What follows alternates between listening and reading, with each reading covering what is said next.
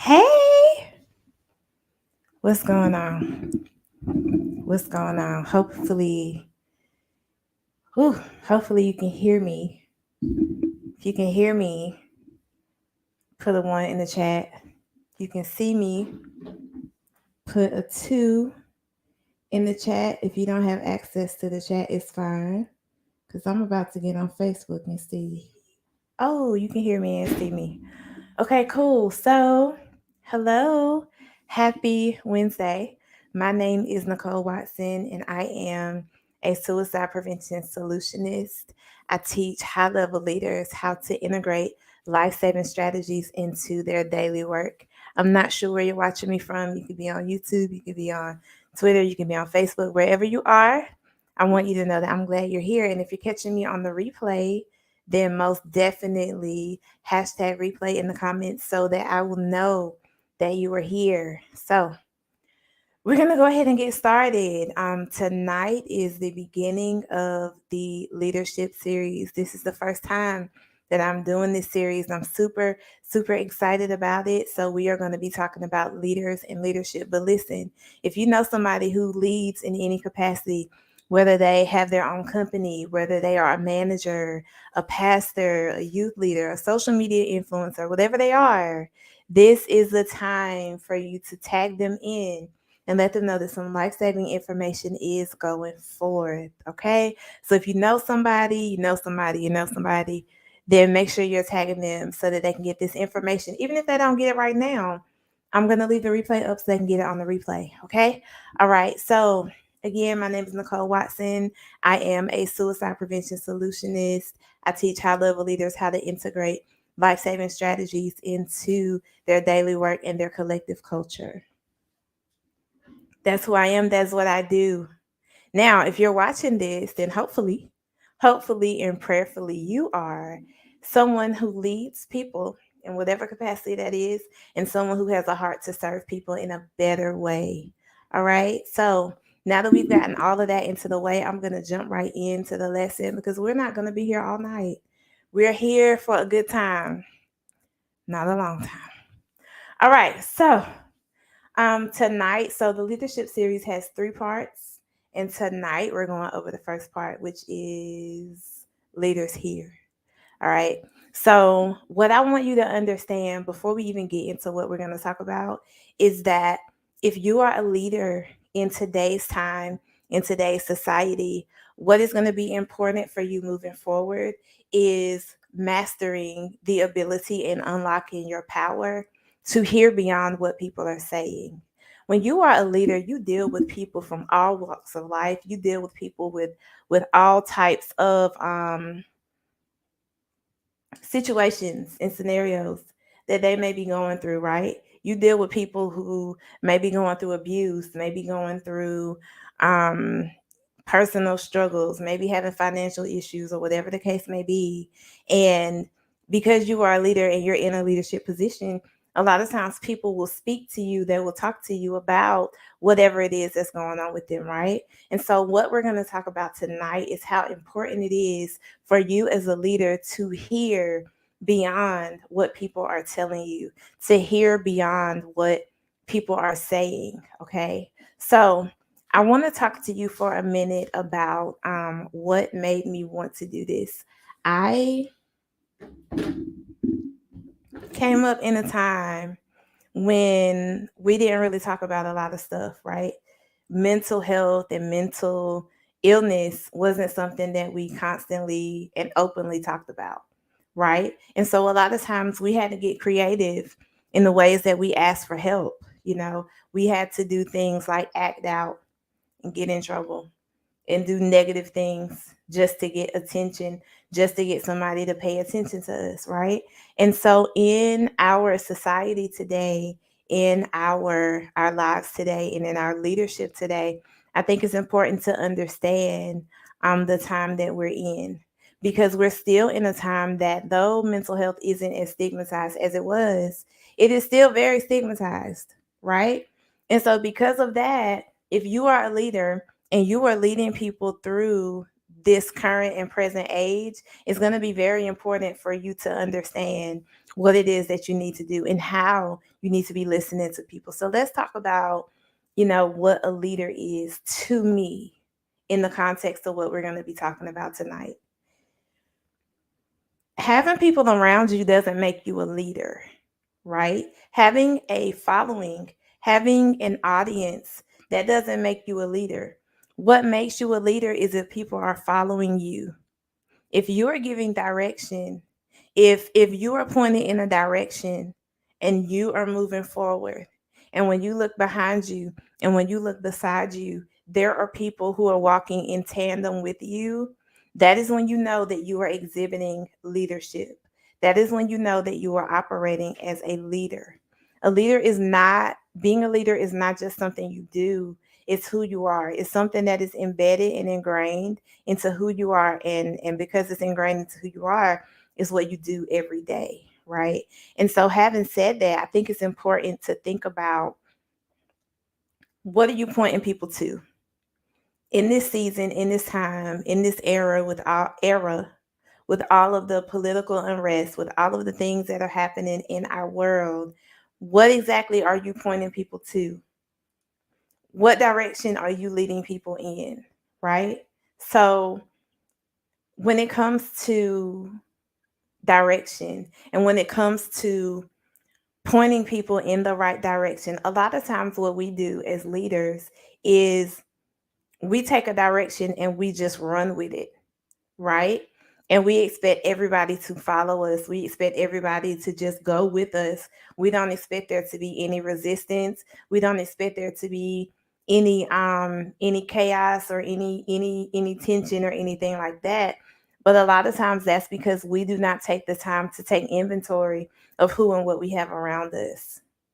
I'm going to use the church as an example because I'm very familiar with the church. There are a lot of times when you may go to a church service and there may be somebody there who is a worship leader, right? And so the person who is a worship leader gets up and gets the microphone and starts to beat the people down for not doing what he or she wants them to do. You're not clapping, you're not praising, you're not worshiping, you're not doing this, you're not doing that, right? But when you are a leader, you do it first. And when you do it first, and when you set the example, and when you exemplify the thing that you want other people to do, people will follow. And you will be so busy, so occupied, so engrossed, so dedicated, so devoted to leading, right? And to doing what you're supposed to be doing, that you won't have time to chastise people who are not where you are, who are not where you want them to be. Because here's the thing, a lot of times when we are leaders and people are not doing what it is that we desire for them to do, there's an issue going on that needs to be addressed. It could be that they have a lack of respect for us because of something that we've done.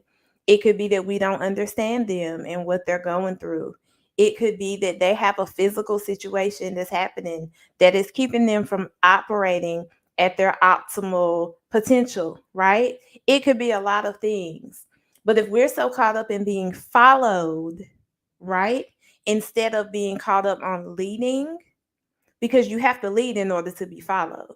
So when we become more caught up on being followed than we are on leading, that is when we find that there is that tension, right? There's that struggle, there's that pressure between us and the people that we lead.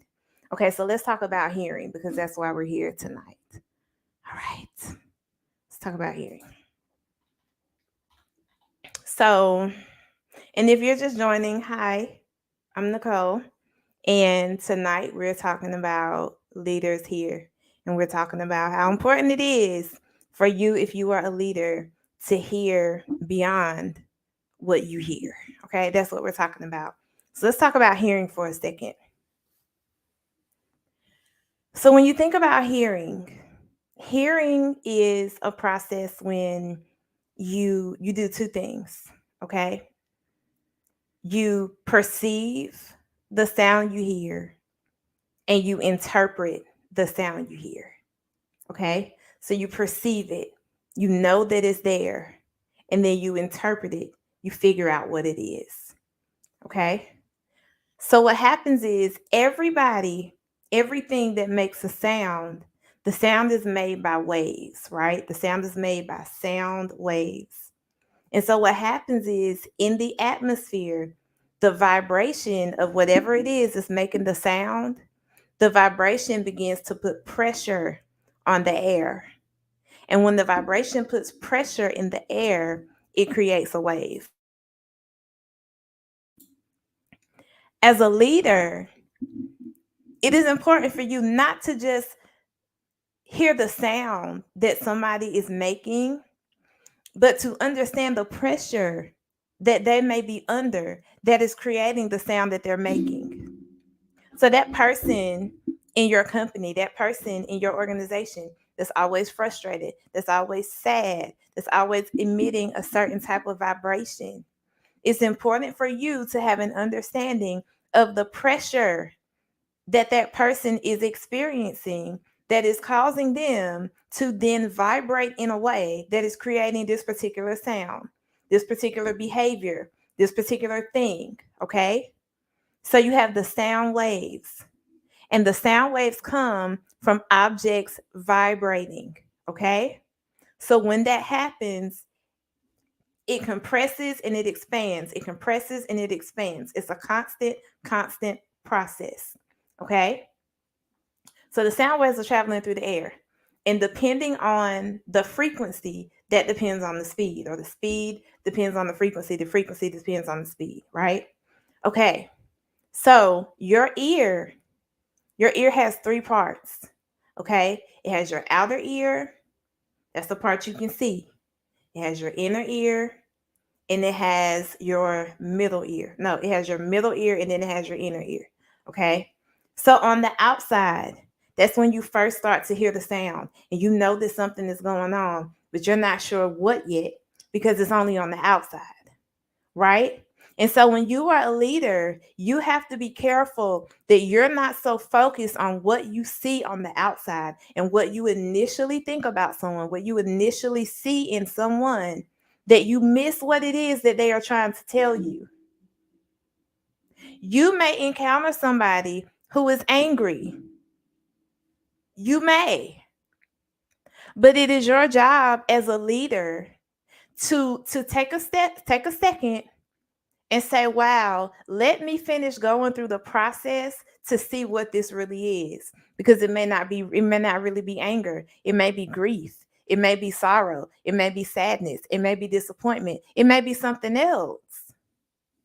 And so a lot of times where we miss people, a lot of times where people fall through the cracks, and then we see on social media that they took their lives or they did something detrimental to themselves, is because, we always say, oh, well, you should have cried for help.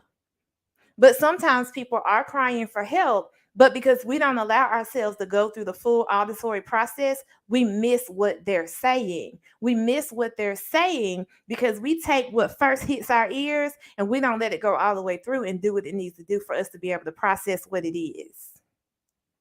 Okay?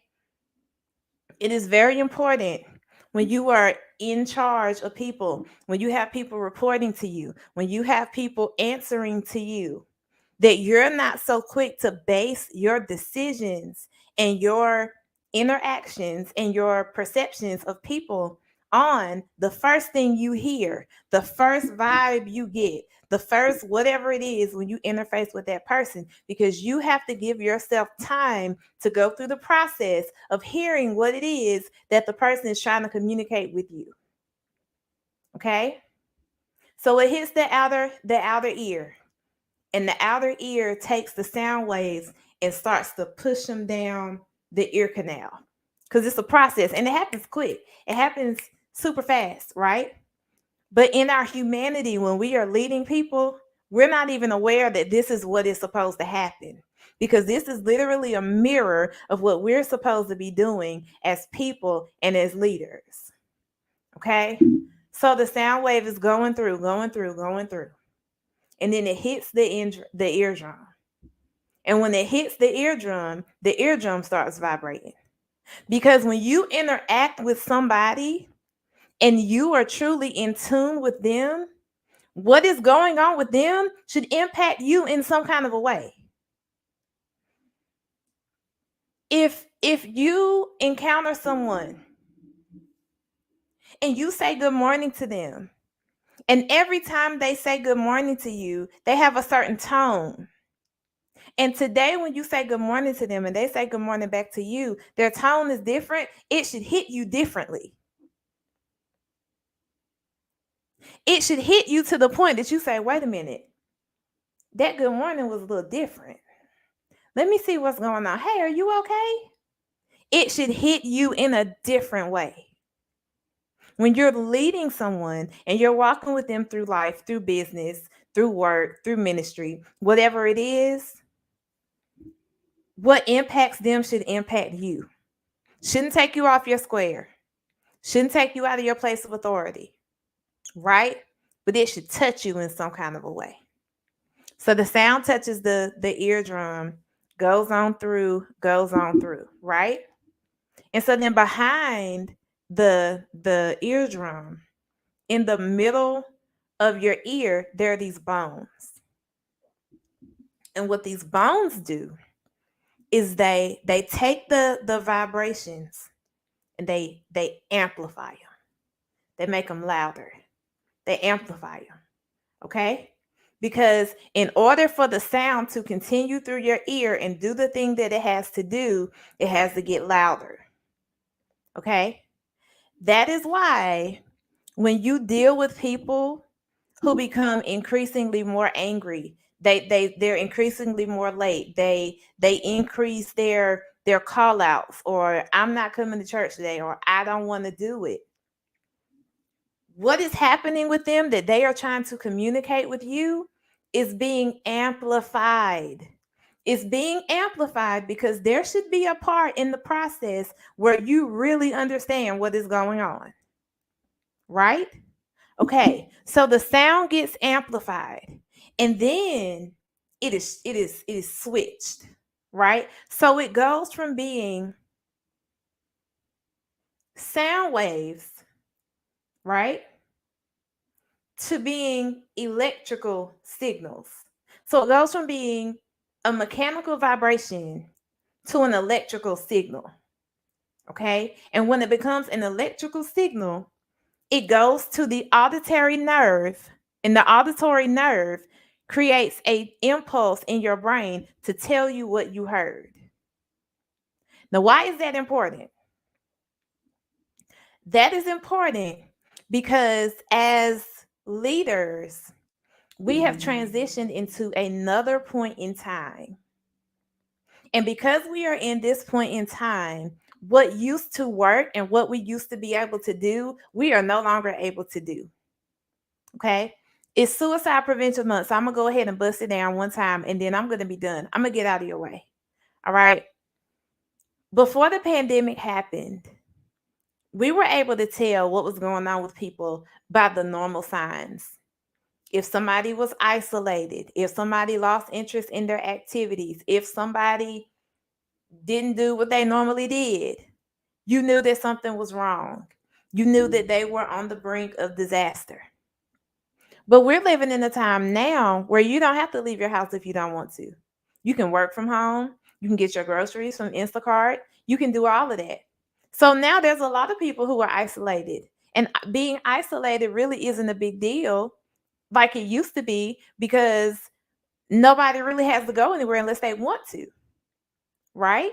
So then how do you distinguish the person who's isolated because they just like being at the house, like me, and the person who's isolated and they're really, really, really going through it? You differentiate and distinguish by the sounds that the person is making. You differentiate and distinguish by hearing beyond what the person is saying to you and understanding what is really going on with them. It is not good enough. Every Suicide Prevention Month, all you hear is check on your strong friends. And let me tell you something. And you can get mad. It's okay. It's Wednesday. It's hump day. I understand. You can get mad. But check on your strong friends is cute, but it misses the point. And it misses the point because if I'm the strong friend and I've earned that reputation, when you check on me, I'm going to say I'm okay. Because the strong friend can't be weak. That's why they're the strong friend. The strong friend cannot break down. That is why they are the strong friend. That is why they've been labeled as the strong friend, because they cannot be weak. So they're not going to expose a weakness to you because they're the strong friend.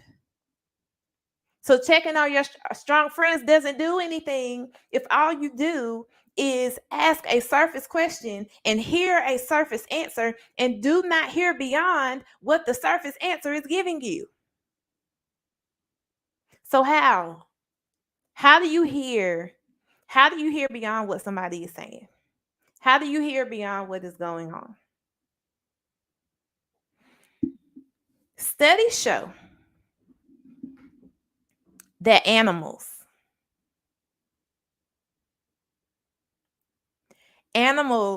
that hear beyond what we hear.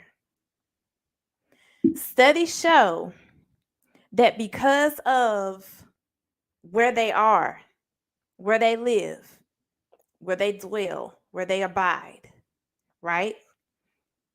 Their auditory systems have evolved in a way that cause them to hear what they need to hear in order to survive. Okay?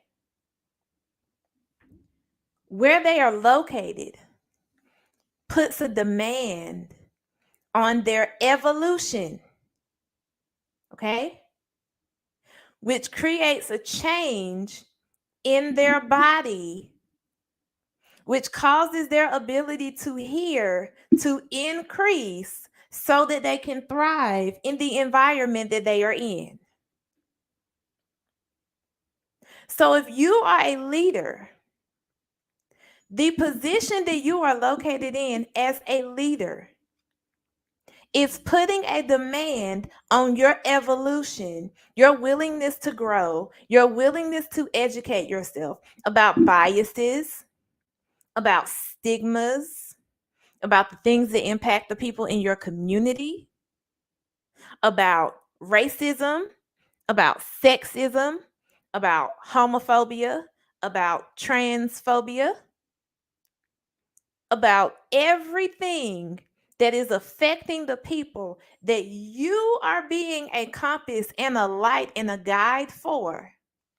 There is a demand being placed on your evolution so that your body, your human vessel, right, develops to the point that you can hear in different frequencies.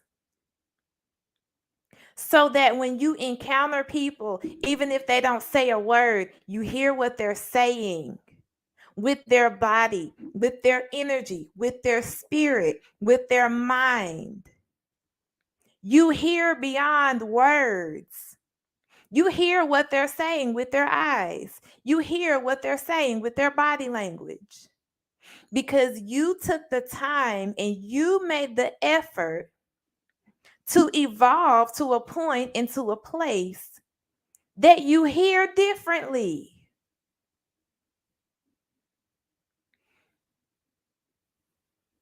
It is not okay to be a leader and to not understand mental health. It's not okay to be a leader and not have the 988 Suicide and Crisis Lifeline number in your phone. It is not okay to be a leader and not understand what medical racism is. It is not okay to be a leader and not understand how poverty affects people. Because you will make the mistake of calling somebody something or treating somebody in a way that they are not because you don't understand what's going on with them. So you're a teacher, you're a leader, right? And you have kids who come in your classroom and they're asleep and you punish them for being sleepy. not understanding that they are a child, and children are the most marginalized people in the world.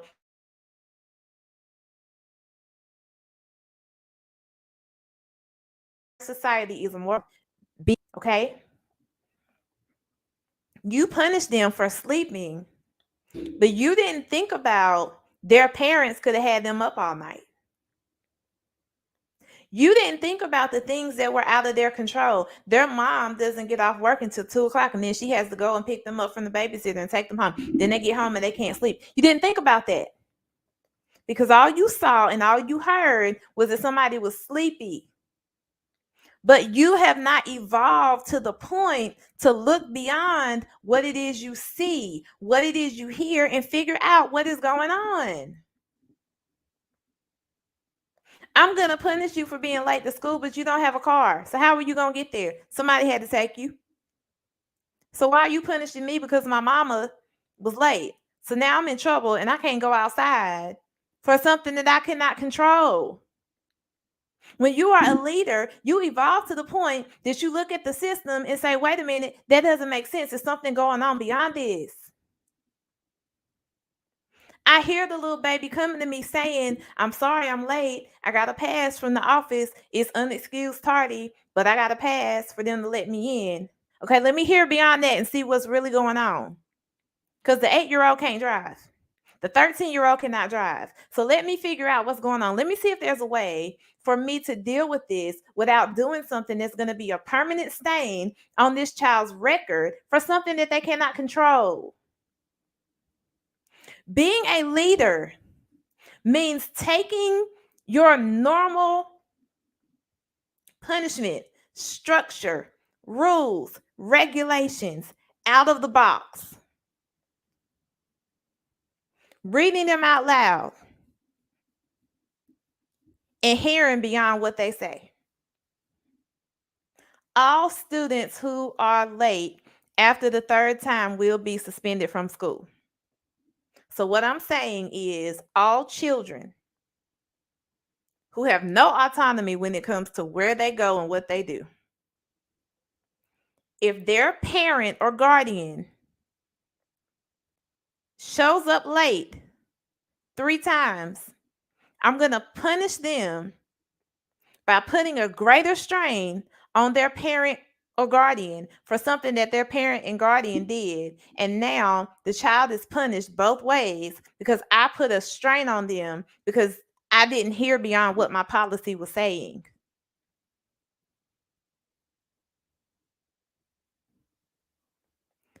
I have an employee that's trying to make it to work. And we have a point system where if you're 15 seconds late, you get in trouble. Is there anything our company can do to get the person here on time?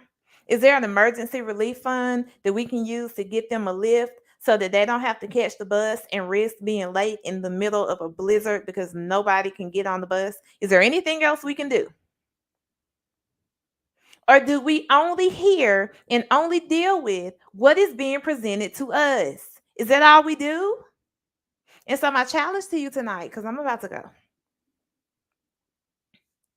My God, today. My challenge for you tonight, if you are a leader of any kind,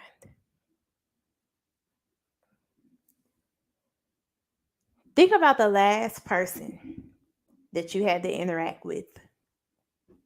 Think about the last person that you had to discipline. Think about the last person that you had to issue a correction to. And I'm not saying don't correct people. Of course, correct people. Of course. Think about the person that you met on the elevator. Think about the last person that you had a negative interaction with. And I want you to ask yourself, was there anything in that interaction that that person was trying to communicate to me that I did not hear? Was there anything the person was saying to me that I missed because all I heard was what they were saying to me and not what they were saying to me? Because at the end of the day, if you are a leader, at the end of the day, if you are a person who is called into leadership in any capacity, we no longer live in a world where we can treat things as they are on the surface. People are getting up, walking into buildings, and pew pew pow powing everybody in there. People are leaving work, picking up their kids from daycare, childcare, going home, and pew pew pow powing all their family members and themselves. How many people did that person talk to that day? How many conversations did that person have? How many opportunities were there for people who are leaders, for people who are called into leadership, for people who identify as leaders, for people who are leaders, to hear something in their voice that sounded a little strange, to see something in their eyes that seemed a little weird? How many times? So that's it. That's all I got tonight. We'll dig a little deeper tomorrow. Tomorrow we're going to be talking about leaders intervening. It's going to be amazing. We're going to dig a little deeper. Hope you got something out of this. Thank you so much for tuning in. And if you're on the replay, thank you so much for watching the replay. I'll be back tomorrow. Have a good night.